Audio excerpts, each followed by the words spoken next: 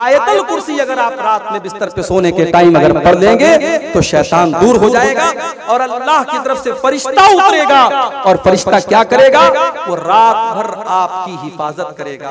तो ये भी एक बहुत बड़ा अहम काम है मेरे भाइयों, अगर इस काम को हम करेंगे तो अल्लाह ताला का फरिश्ता उतरेगा।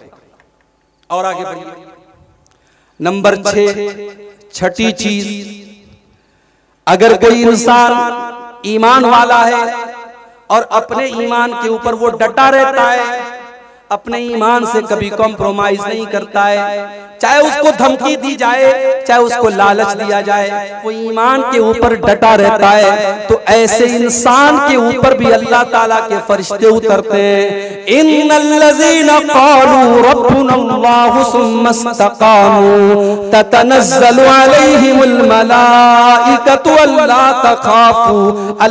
तख़ाफू वला तहज़नू।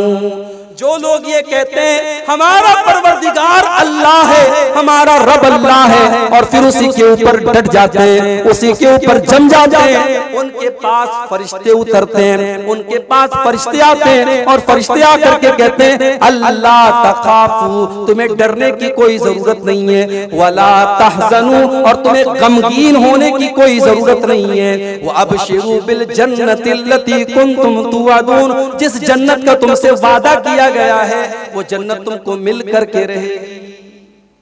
इस्तिकामत, ईमान के ऊपर कायम रहना। आज तो कितनी मुसलमान लड़कियां हैं, प्यार और मोहब्बत का डोरा किसी ने डाला, उसी के साथ भाग गई, फरार हो गई। इससे कोई मतलब नहीं वो मुसलमान है, वो गैर मुस्लिम है, वो क्या है। इश्क और मोहब्बत का चश्मा लग गया आंखों पे, माँ बाप की न इज्जत नजर आई, न खानदान की इज्जत नजर आई, न अल्लाह का दीन नजर आया, मोहब्बत के नाम पे सब कुछ बेच दिया। मेरी प्यारी माँ और बहनों, आज इस पर भी हमें गौर करने की जरूरत है। मुझे अफसोस के साथ कहना पड़ता है, सीमांचल की अक्सर मस्जिदों में जुमा की नमाज में औरतों का इंतजाम नहीं। अक्सर मस्जिदों में जुमा की नमाज में औरतों का इंतजाम नहीं है। और मुझे यह भी पता चला कि ईदैन की नमाजों में भी औरतों का इंतजाम नहीं होता। और हम बड़े फख्र से कहते हैं साहब, शेरशाबादी जमात, शेरशाबादी बरादरी 100% अहले हदीस बरादरी है। किस किस तरीके के अहले हदीस हैं?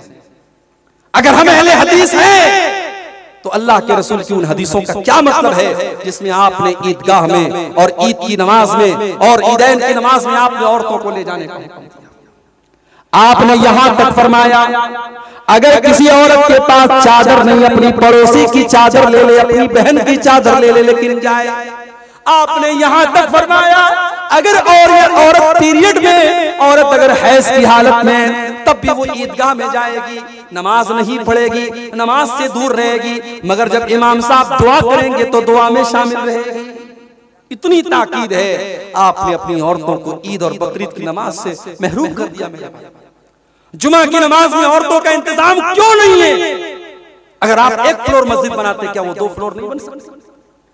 अगर आपकी मस्जिद में 500 लोगों का इंतजाम है, क्या उसमें एक रूम औरतों के लिए नहीं बन सकता? आप चाहेंगे तो सब कुछ हो सकता है।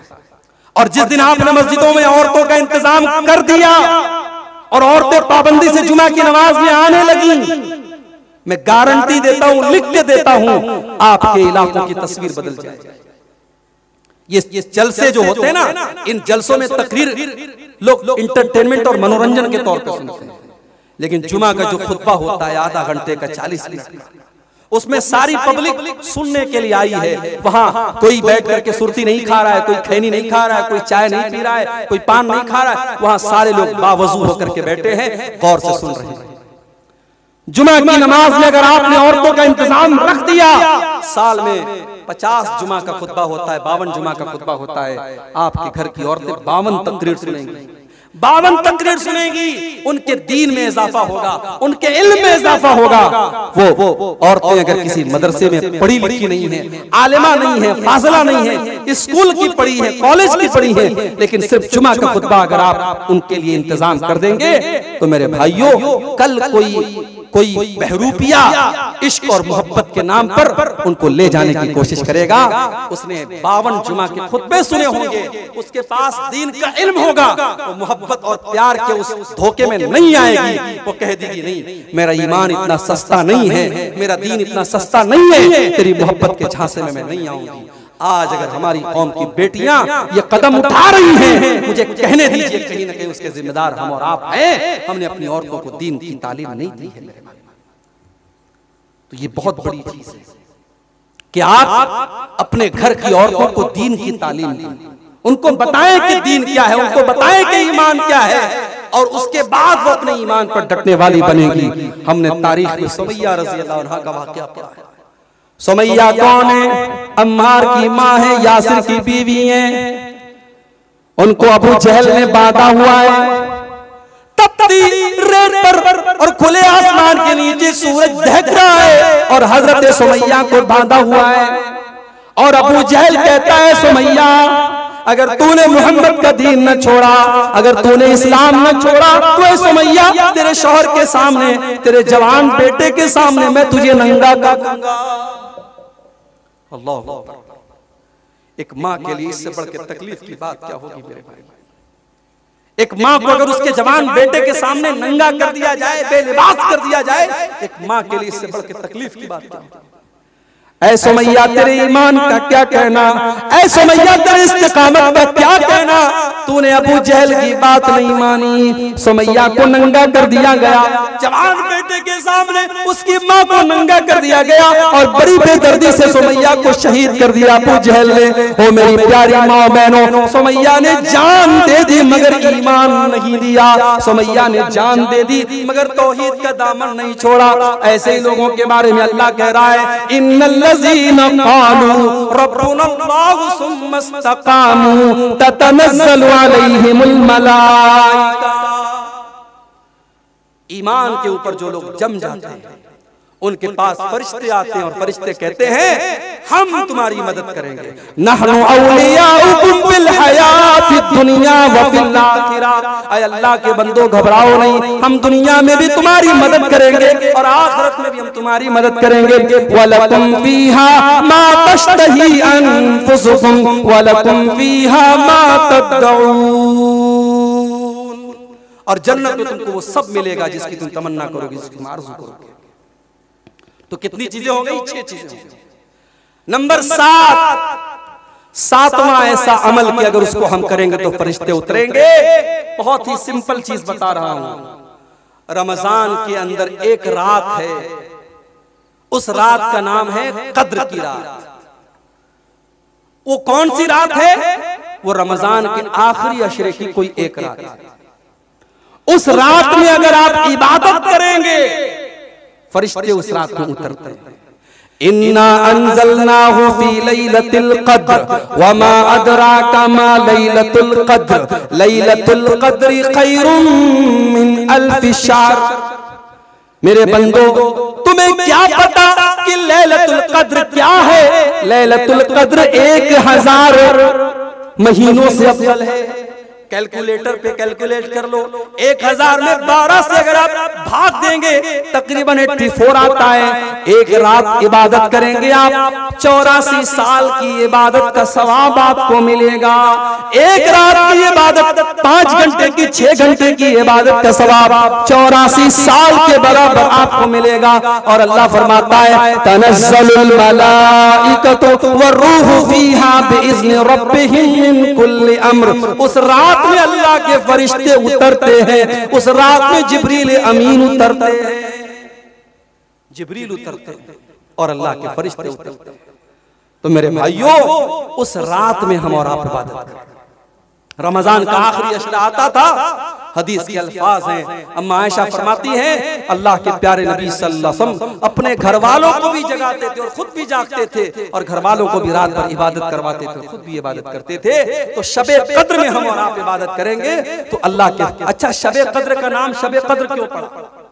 कद्र का मतलब होता है कोई चीज तंग पड़ जाए, कोई चीज बहुत टाइट हो जाए, उसको अरबी में कद्र कहते हैं। उलमा ने लिखा है कि शबे कद्र का नाम शबे कद्र इसीलिए पड़ा, इतने फरिश्ते उतरते हैं कि आसमान तंग पड़ जाता है, आसमान छोटा पड़ जाता है, हर तरफ फरिश्ते ही फरिश्ते होते हैं, इसलिए उस रात का नाम लैलतुल कद्र पड़ गया। मेरे भाइयों, शबे कद्र में हम और आप इबादत करें, इंशाअल्लाह फरिश्ते उतरेंगे और फरिश्तों की दुआ हमें और आपको मिलेगी। कितनी चीजें होंगी? 7। नंबर 8, 8वां ऐसा अमल कि अगर उसको हम करेंगे तो फरिश्ते उतरेंगे और हमें दुआ देंगे। जुमा के दिन मस्जिद में पहले आना। ये भी हमारे देहात में मैं देखता हूं माहौल नहीं। 12:30 बजे जुमा का खुतबा हो रहा है। पाकुड़ में एक बार मैं जुमा पढ़ाने गया, 12:30 बजे जुमा का खुतबा था और मैं जब मस्जिद में जाने लगा, एक आदमी को देखा बनियाइन पहन करके लुंगी रख के जा रहा है। मैंने कहा कहां जा रहा हो? बोला नहाने जा रहा हूं। जुमा का खुतबा स्टार्ट होने वाला है, वो नहाने जा रहा है। इसका मतलब कि जुमा की आपकी नजर में कोई वैल्यू नहीं है, जुमा का कोई अहमियत उसकी नहीं है, उसका कोई महत्व नहीं है। याद रखो मेरे भाई, अल्लाह के नबी फरमाते हैं, बुखारी और मुस्लिम की रिवायत है, इज़ा काना यौमुल जुमाती वक़फ़तिल मलाइकतु अला बाबिल मस्जिद। जब जुमा का दिन आता है, अल्लाह के फरिश्ते मस्जिद के दरवाजे पर खड़े हो जाते हैं और जो जितना पहले आता है उसका उतना ज्यादा सवाब लिखते हैं। जो सबसे पहले आता है उसको अल्लाह की राह में ऊंट की कुर्बानी का सवाब मिलता है। जो उसके बाद आता है उसको गाय की कुर्बानी का सवाब मिलता है। जो उसके बाद आता है उसको दुम्बा की कुर्बानी का सवाब मिलता है। जो उसके बाद आता है उसे अल्लाह की राह में मुर्गा की कुर्बानी का सवाब मिलता है। जो उसके बाद आता है उसे अल्लाह की राह में अंडा देने का सवाब मिलता है। लेकिन जब इमाम साहब आते हैं और खुतबा शुरू हो जाता है, अल्लाह के नबी फरमाते हैं, तवऊ सुहुफहुम, फरिश्ते अपने रजिस्टर को बंद कर देते हैं। फरिश्ते अपने रजिस्टर को बंद कर देते हैं, फरिश्ते अपने रजिस्टर को लपेट देते हैं। वह समीउ ज़िक्रा, और फरिश्ते भी जुमा का खुतबा सुनने लगते हैं। कितने बदनसीब हैं वो लोग जो इमाम का खुतबा शुरू होने के बाद मस्जिद आते हैं। अल्लाह के फरिश्ते सवाब लिखने के लिए मस्जिद के गेट पर खड़े हुए हैं, सवाब लिख रहे हैं, और हम इतने बड़े बदनसीब हैं, हमें सवाब नहीं चाहिए, हम सवाब से अपने आप को महरूम कर रहे हैं। मेरे भाइयों, कोशिश करो जुमा के दिन पहले मस्जिद में आने की, सारे काम को पहले निपटा दो। आधा घंटा पहले, 1 घंटा पहले, जितना पहले हो सके आ जाओ। जो जितना पहले आएगा उसको उतना ज्यादा सवाब मिलेगा। तो जुमा के दिन पहले आने पर भी फरिश्तों की दुआएं मिलेगी और फरिश्तों का सवाब हमें और आपको मिलेगा। अब कितनी चीज हो गई? 8 हो गई। नंबर 9, नवी चीज, अपने मुसलमान भाई की पीठ के पीछे उसके लिए दुआ करना। अपने मुसलमान भाई की गैर मौजूदगी में उसके लिए दुआ करना, इससे भी फरिश्ते की दुआ आपको मिलेगी। अल्लाह के प्यारे नबी सल्लल्लाहु अलैहि वसल्लम फरमाते, मा मिन अब्दिन मुस्लिमिन यदऊ li अखीहि बिज़हरिल गैब। जब भी बंदा अपने मुसलमान भाई के पीठ के पीछे उसके लिए दुआ करता है, जब अपने मुसलमान भाई की पीठ के पीछे दुआ करता है, उसके बगल में एक फरिश्ते को अल्लाह ताला मुकर्रर कर देता है, और ये जो भी दुआ करता है फरिश्ता कहता है आमीन। मिसाल के तौर पर आपने अपने भाई के हक में दुआ की, आय अल्लाह तू मेरे भाई को सेहत दे दे, फरिश्ता कहता है आमीन व लका बिमिस्ली, और फरिश्ता कहता है तेरी भी सेहत अल्लाह अच्छी कर दे। आप दुआ करते, आय अल्लाह मेरे भाई के कारोबार में बरकत दे दे, फरिश्ता कहता है आमीन, अल्लाह तेरे कारोबार में भी बरकत दे दे। मेरे प्यारे साथियों, जिस दुआ पर फरिश्ता आमीन कह दे और फरिश्ता भी उस दुआ में शामिल हो जाए, सोचो उस दुआ की अहमियत कितनी ज्यादा है। अपने मुसलमान भाई की पीठ के पीछे उसके लिए दुआ किया, सामने से नहीं, यहाँ तो सामने से हो रही है, सामने से लोग दुआ करवाते हैं, पीठ पीछे, वो सामने नहीं है, मौजूद नहीं है, पीठ पीछे अगर आप दुआ करेंगे तो अल्लाह के प्यारे नबी सल्लल्लाहु अलैहि वसल्लम ने फरमाया कि उस दुआ का की बरकत ये होगी कि फरिश्ता आपके लिए दुआ करेगा, फरिश्ता आकर के आपकी हिफाजत करेगा। हजरत अबू हुरैरा ने कहा अच्छा चलो ठीक है, तुमने इतनी पॉइंट की बात बताई, चलो छोड़ दे, छोड़ दिया उसको। सुबह हुई, अल्लाह के प्यारे नबी के पास आकर के पूरी बात बताई। आपने फरमाया अबू हुरैरा क्या तुम्हें पता है वो चोर कौन था? कहा कि अल्लाह के नबी मैं नहीं जानता। आपने फरमाया कि अबू हुरैरा वो शैतान था। पता ये भी चला कि शैतान चोरी भी करता है, और ये भी पता चला कि अनाज वगैरह मुमकिन है शैतान खाता भी हो, इसलिए कि अनाज अगर शैतान चोरी कर रहा था किसके लिए कर रहा था, तो ये भी पता चला कि शैतान चोरी भी करता है और अनाज वगैरह भी वो चुरा सकता है। और अल्लाह के नबी ने कहा कि सदक का वो हुआ कज़ूब, ऐ अबू हुरैरा वो है तो शैतान, है बहुत बड़ा झूठा, मगर जो बात तुमको बताई है बिल्कुल सही बताई है। आयतल कुर्सी अगर तुम पढ़ लोगे तो ऐ अबू हुरैरा शैतान तुम्हारे करीब नहीं आएगा। पता ये चला कि शैतान को मालूम है कि कौन सी चीज पढ़ने से मेरे वायरस का एंटीवायरस हो जाता है, शैतान को खूब पता है। जैसे अजान देने से शैतान भाग जाता है, उसी तरीके से यहाँ अल्लाह के रसूल ने फरमाया कि